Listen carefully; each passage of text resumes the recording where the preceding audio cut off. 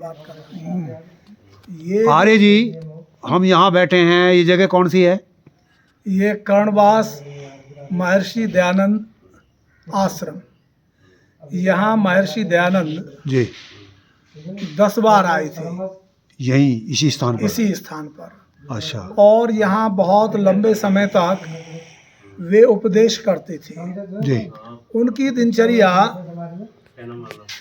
ये थी कि प्रातः उसमें किसी भी प्रकार का समझौता नहीं था। जी जैसे नित्य हवन है, संध्या है, प्रातः का भ्रमण है, जी वो दोपहर बाद लगभग 2 से 3 बजे के बाद प्रवचन करते थे।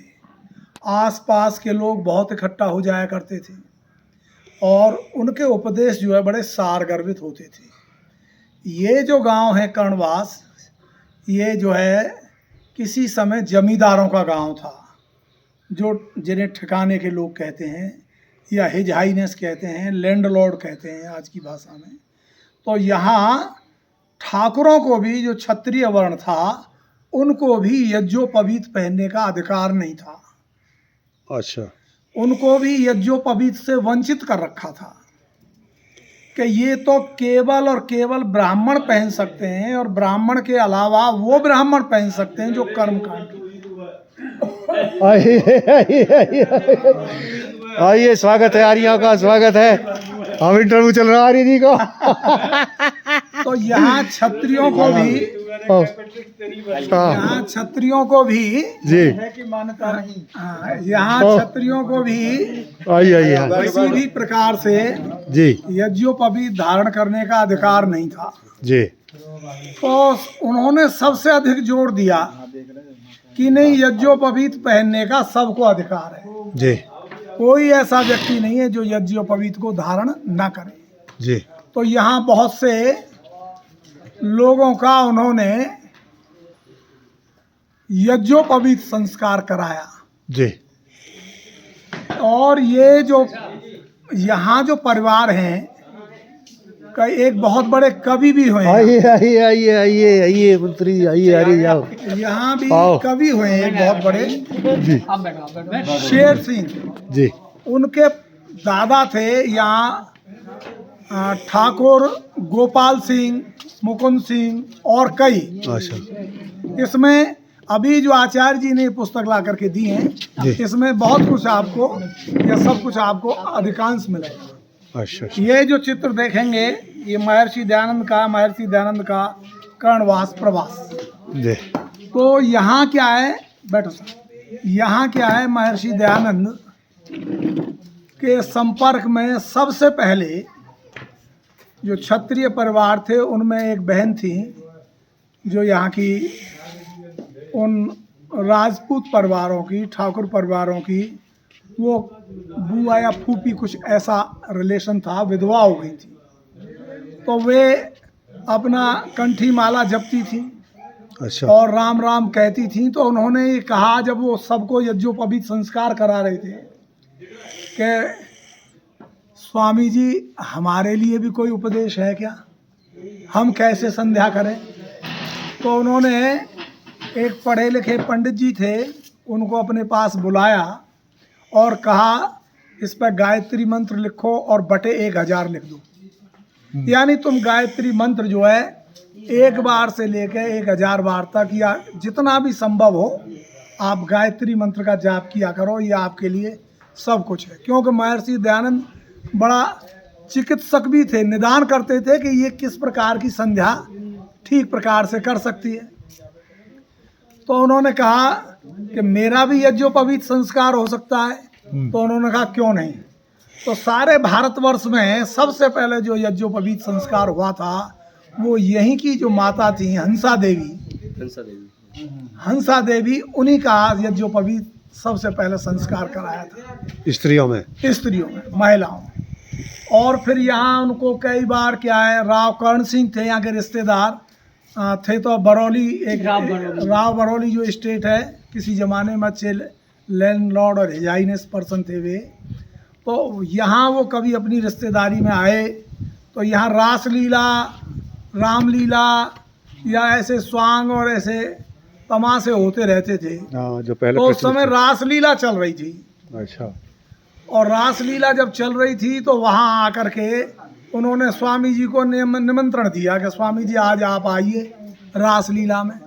तो स्वामी जी ने दो टूक मना कर दिया, ज़्यादा आग्रह किया कि भाई मैं इसलिए नहीं जाता कि तुम हमारे पुरखों को, पूर्वजों को इस तरह से नचाते हो, ये शोभा नहीं देता, ये हमारी धर्म और संस्कृति और इतिहास के विरुद्ध है।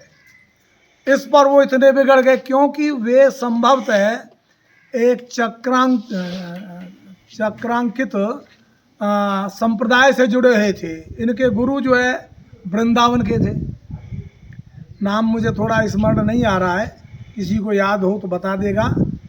तो उन्होंने कहा कि भाई तुम गलत गुरु बना रखा है, मैं ऐसे उसमें नहीं जाता। तो राव कर्ण सिंह ने, उसके साथ 10-5 और लठैत थे, बड़े आदमी थे, तो उन्होंने क्या एकदम तलवार निकाल कर वार करने का प्रयास किया। तो महर्षि दयानंद का जैसा कद काठी बताते हैं, बहुत हष्ट-पुष्ट थे, लगभग 7-7.25 फीट की उनकी हाइट थी। तो उन्होंने उसका राव कर्ण सिंह का वही तलवार वाला हाथ पकड़ लिया और तलवार जो है ज़मीन में गाड़ करके और उसके दो टुकड़े कर दिए। वो दंग रह गया, भौचक्का रह गया कि मेरा बहुत बड़ा अपमान कर दिया एक सन्यासी ने। इस तरह से क्या है कि अपने जीवन काल में बहुत ज़्यादा उन्होंने बड़ा ये संघर्ष भी झेला। और यहाँ लगभग मेरा अनुमान है अनूप शहर और कर्णवास 2 ऐसे स्थल रहे, वहाँ 7 बार आए और यहाँ जो है 10 बार आए। यहाँ 10 बार आए। तो स्वामी जी जो है शास्त्रार्थ के लिए तैयार रहते थे, पर वो लिखित में तैयार रहते थे, ऐसे शास्त्रार्थ नहीं करते थे। तो यहाँ के ब्राह्मण वर्ग के कई बहुत पूजनीय आदर के योग्य पंडित थे, जिनमें 2-3 के नाम मुझे याद हैं, सबके नाम तो मुझे अब याद नहीं है। एक टीकाराम शर्मा थे, एक हीरा वल्लभ थे और एक अम्बा लाल जोशी थे। तो यहाँ पर उन्होंने आसपास के क्षेत्र में सभी को परास्त करके फिर यहाँ लगभग जो है एक बार 15 से 20 दिन शास्त्रार्थ चला। शास्त्रार्थ होते रहते थे, राजघाट आते थे, ट्रेन से उतरते थे, फिर यहाँ ले आते थे उन्हें लोग। तो उसमें उन्होंने हीरा वल्लभ जो थे और अम्बालाल जी और टीकाराम शर्मा, उनकी इतनी बड़ी धाक थी कि वे मथुरा, आगरा, अलवर, करौली, जयपुर तक मतलब बड़े पूजनीय दृष्टि से देखे जाते थे। और इधर का यानी 10-20 जिलों में उनकी धाक थी कि वास्तव में ये बहुत बड़े पंडित हैं। लेकिन जब स्वामी जी से शास्त्रार्थ हुआ तो अनूप शहर से घोड़ा तांगे में बड़ा सज धज के और वो 3-4 पंडित आए। तो 2 पंडित तो अम्बालाल जी और टीकाराम शर्मा तो आजमा चुके थे उन्हें, लेकिन हीरा वल्लभ जिनका बहुत ऊंचा नाम था, तो वो अपने शालिग्राम और बहुत सारी चीज़ों को लेकर के आए कि आज मेरा नाम हीरा वल्लभ नहीं, जो मैं महर्षि दयानंद को हराना दूं और उनसे मूर्ति पूजा, मूर्तियों के आगे, इन्हीं के आगे मैं उनका शीश झुकवा दूंगा।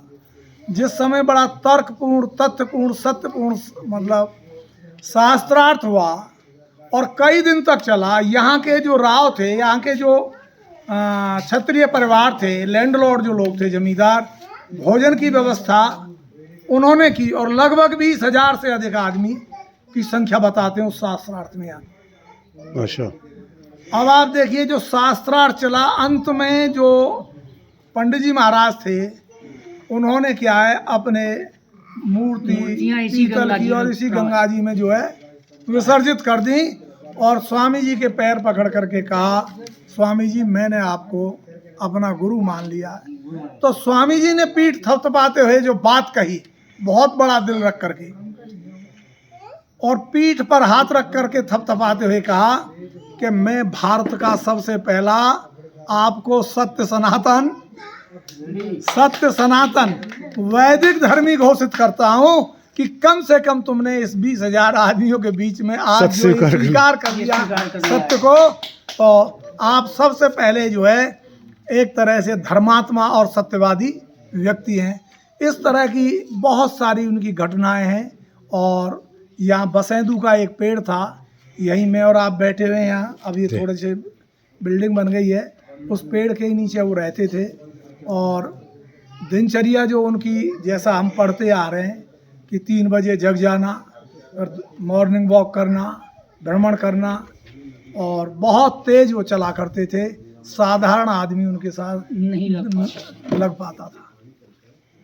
अच्छा, इतनी तीव्र गति से चलते थे। जी, बहुत तेज गति से चलते थे। बहुत अच्छे।